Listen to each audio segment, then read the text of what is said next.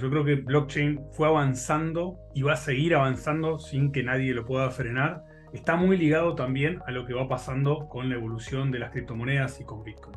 Creo que con cada ciclo que tenemos de Bitcoin, con crecimientos de mercado y también con la inversión que eso lleva aparejada, vamos viendo que suceden nuevas cosas.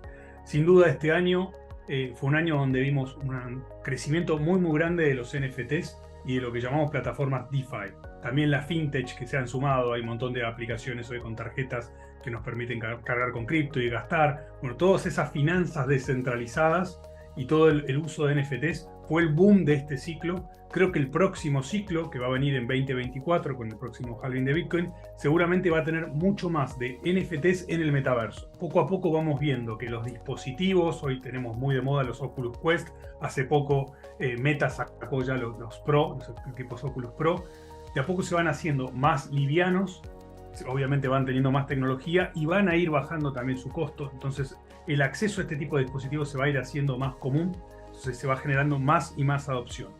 Por otra parte, el COVID nos enseñó a trabajar a distancia, entonces eso se complementa con la mejora de estos equipos y hay muchas generaciones jóvenes que se acostumbraron a interactuar en el metaverso. Creo que con esta adopción de los jóvenes vamos a tener más y más crecimiento y sin duda la conjunción entre NFTs y metaverso, cuando la economía se traslade a este metaverso, eso creo que va a ser el próximo boom para la próxima wave, digamos.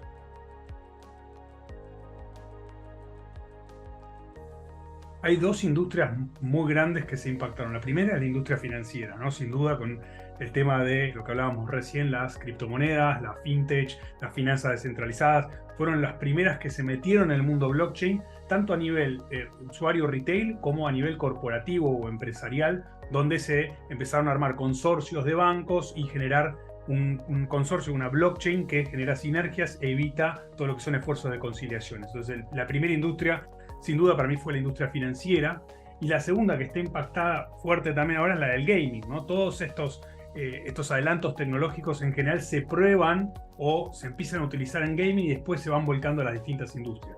Bueno, acá hubo un empuje de los dos lados.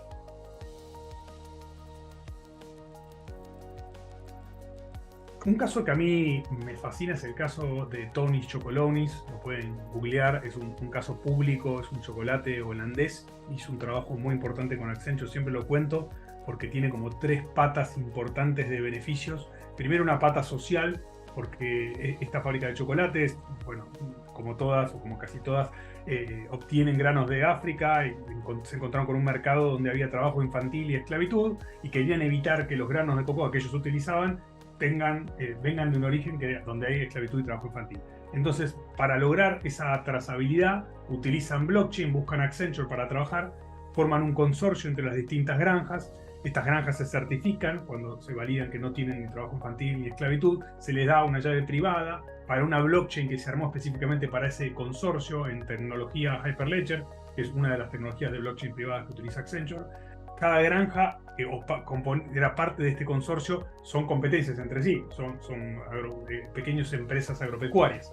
No, o sea, todas le proveían a Tony's, pero eran competencias entre sí. Entonces, sí hubo que ponerse de acuerdo con qué información compartir y qué información no quería compartir cada una, lo cual es lógico y es parte del trabajo que hay que hacer cuando uno arma un consorcio y define el modelo de gobierno de una blockchain privada.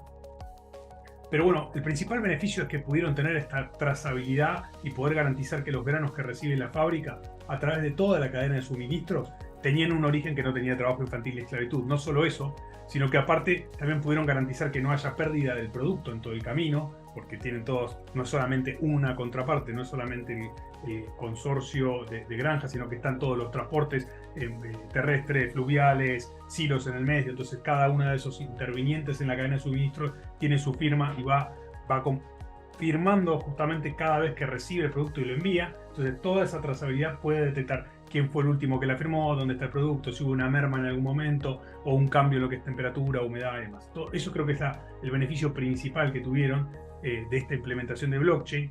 Evitar el tema de la esclavitud y trabajo infantil, tener por otro lado que no se pierda el producto, y por último ellos pudieron establecer una relación incluyendo componentes de Internet of Things, sensores de temperatura y humedad en los hilos de cada uno de estos participantes del consorcio, y pudieron establecer una relación entre la temperatura y humedad de guardado de esos granos y la producción del chocolate. Esa información, si bien hay parte de esa información que es privada, obviamente no podían compartir el stock que tenía cada uno, por ejemplo, pero sí pudieron compartir un parámetro general, es decirle, bueno, si guardamos, voy a decir números al azar, ¿no? Pero si guardamos los granos a 28 grados y 70% de humedad, genera más rendimiento. Eso sí lo compartieron como una mejor práctica y lograron un beneficio para todo el consorcio.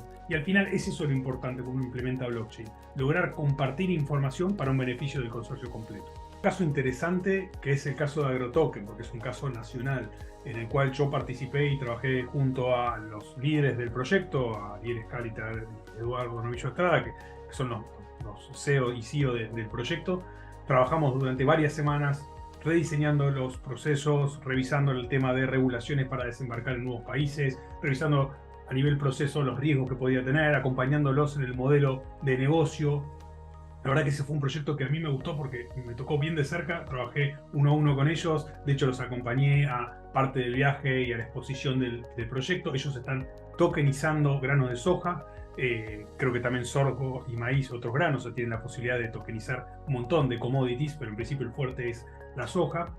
La verdad que está muy bueno que puedan usar la soja ya como instrumento financiero, no solamente un instrumento agrícola, si querés, sino que esos mismos granos se puedan comercializar, ya sea en un exchange, o puedan servir para que el agropecuario no se despegue de ellos, pero puede ir gastándolos sin tener que vender una cosecha entera o un camión entero. Puede usarlo ahora con la tarjeta de crédito que sacaron para poder ir consumiéndolos de a poco. Puede usarlo como colateral para un préstamo con alguno de los bancos argentinos. En particular, ellos también están trabajando no solamente en los tokens de soja, que son tokens fungibles, sino también en los famosos NFTs o tokens no fungibles, que podrían utilizarse para representar activos únicos, que para eso se utilizan los NFTs, ¿no? Un activo único que no es igual a otro. Por ejemplo, una silobolsa. Una silobolsa tiene una determinada cantidad de granos, tiene una determinada humedad, tiene una ubicación geográfica, tiene una temperatura, se puede establecer algún tipo de seguro en base a estos datos que se vayan tomando con satélite, por ejemplo,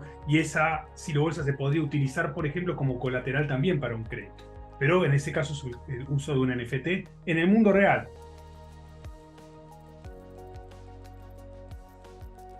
Accenture está liderando lo que es el mundo de NFTs y sobre todo metaverso. La semana pasada se publicó un partnership muy importante con Meta y con Microsoft, donde vamos a estar trabajando en el uso de metaverso, no solamente a nivel gaming, como está muy desarrollado hoy, sino en el ámbito corporativo, con Microsoft 365, o sea, toda la parte empresarial del uso de las herramientas de metaverso, que confluyen justo con el lanzamiento del Oculus Pro que hablábamos antes.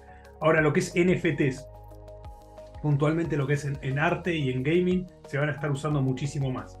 Blockchain lo que nos da es la característica de poder ser dueños reales de un activo.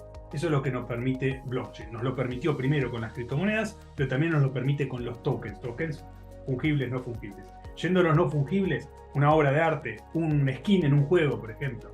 Bueno, eso nos va a permitir poder tenerlo en el tiempo, tener la historia de ese producto, que se vaya valorizando en base a esa historia también, porque quizá si es el skin que utilizó una persona famosa, va a valer más que otro, que puede ser muy parecido, pero es el que yo te digo tiene la historia de haber pasado por esa persona. Entonces tienen un montón de componentes distintos. Ahora, hay que ver qué pasa con los metaversos. Metaverso, si lo queremos definir, no es una simple realidad virtual. La realidad virtual es un casco donde podemos interactuar, puede ser un juego de una sola persona, por ejemplo. Un metaverso es donde ya conviven, coexisten dos personas y colaboran en un escenario digital.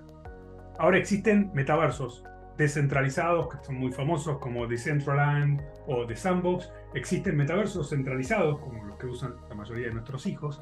Fortnite, Roblox, Minecraft, todos esos son metaversos centralizados, ¿no? No están trabajando en blockchain, pero están recontra demandados por todos los jóvenes, ¿no? Entonces hay que ver cómo evoluciona cada metaverso. Hoy por hoy los metaversos descentralizados tuvieron un auge, y sobre todo en el uso de los NFTs y las criptos. Hoy por hoy no están con tantos usuarios, eso lo podemos ver en las noticias también, pero mientras tanto los centralizados, digamos, los privados, siguen explotando. En Fortnite, por ejemplo, no paran de haber recitales también. O sea, no solamente el ámbito para jugar, sino que empiezan a haber otro tipo de contenidos que conviven en una plataforma que quizá originalmente era para jugar.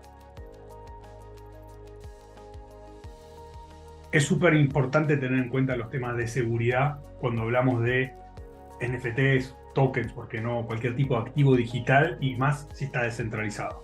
Porque en un entorno descentralizado, la persona es la dueña de las llaves privadas. Entonces hay que educar un poco a la gente, y también la gente tiene que elegir dónde se siente más cómoda. Si quiere estar en un entorno 100% descentralizado, que tiene sus ventajas, porque es más libre de operar cuando uno quiera, por ejemplo, pero tiene sus desventajas en cuanto a ser realmente responsable de esas llaves, y si los perdés no tenés a nadie más que ir a buscar. Te hacen colocar claves y en realidad es un sitio falso. El 80% de los casos de pérdida de cripto, por ejemplo, pasan por este tipo de phishing.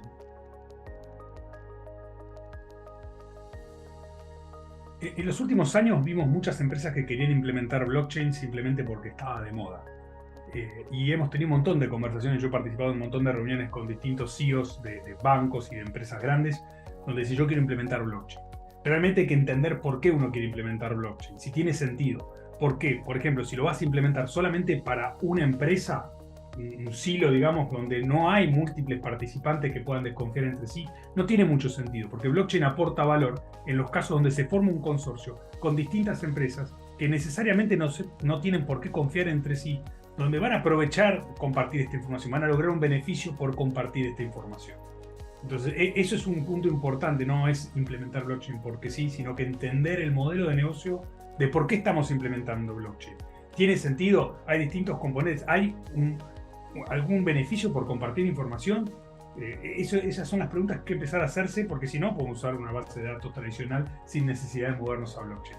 Un tema que está frenando es el tema seguridad. Tener muy en cuenta qué vamos a hacer si vamos a una blockchain descentralizada, como la que hablamos, realmente quién va a ser el custodio de las llaves privadas, qué pasa si un cliente las pierde, si queremos que una persona del otro lado esté para poder darle soporte a ese cliente. O sea, para que esté, evidentemente tiene que haber un grado de centralización. Entonces, entender ese modelo, cómo pueden convivir incluso blockchains híbridas que tengan un componente descentralizado y un componente centralizado que permita guardar datos confidenciales, que permita asistir en este tipo de casos donde se pierden algunos de los datos. Todas esas cosas son cosas que se están definiendo ahora en los consorcios y se tienen que terminar de definir e ir avanzando con casos de éxito y no, digamos, con experiencia básicamente, para que en los próximos años vayamos viendo más y más evolución. Creo que vamos a vivir ahora, con la conjunción entre criptos, NFTs y metaverso, una revolución que se va a venir en los próximos años muy, muy grande. Porque hoy nuestros hijos ya no están mirando más la televisión, por ejemplo. Ninguno de nuestros hijos ya. Todos nuestros hijos ven contenidos, por lo menos incluso poco en YouTube. Están viendo TikTok más que otras plataformas. La gente incluso antes miraba la tele, después pasó a buscar cosas en YouTube cuando no encontraba cómo hacer tal cosa. Hoy ya ni siquiera están buscando en YouTube, ya están buscando en TikTok porque son videos más cortos. Entonces el comportamiento de la gente más joven está transformándose. Y eso de a poco va migrando a lo que es el uso de activos digitales descentralizados y a la colaboración en el metaverso. Con lo cual es para mí inevitable y lo vamos a ver en los próximos 3-4 años como mucho.